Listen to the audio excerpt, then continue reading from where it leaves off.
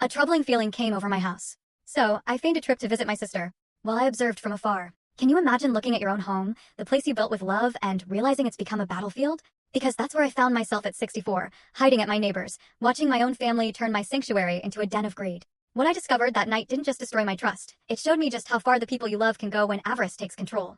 My name is Eleanor. This house, the one I've lived in for 40 years, it's my sanctuary.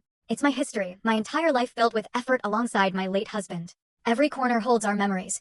The kitchen where we made Sunday breakfast, the living room where we watched our son Robert grow up, the garden we cultivated with our own hands. When my husband died 7 years ago, Robert insisted on moving in with his wife, Audrey. "So you won't be alone, Mom," he told me. At the time, I thought it was sweet, genuine filial love. How naive I was. The first few months were quiet, almost happy. We ate dinner together, talked, and laughed.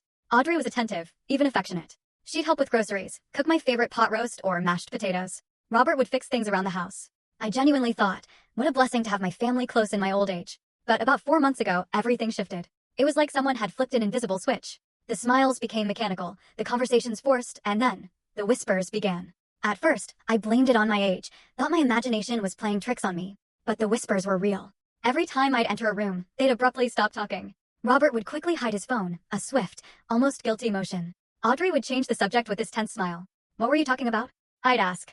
"Nothing important." Audrey would reply, that sweet voice now starting to sound hollow. "Work stuff, Mom," Robert would add, never meeting my eye. Then other details started to emerge. The door to my old master bedroom, the one I'd converted to storage after my husband's death, was always locked now. It used to be open. "Why do you lock that room?" I asked one day. Audrey responded too quickly, too smoothly. "Oh, there's a moisture problem. We don't want your things to get damaged."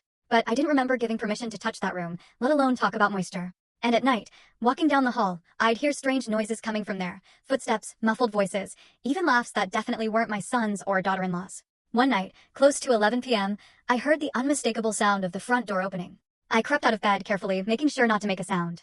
From my bedroom, I could see the entrance. I watched Audrey receive a young woman with a small suitcase. They spoke in low voices. The woman handed something over, cash, I suspected, and Audrey quickly full story video added in below.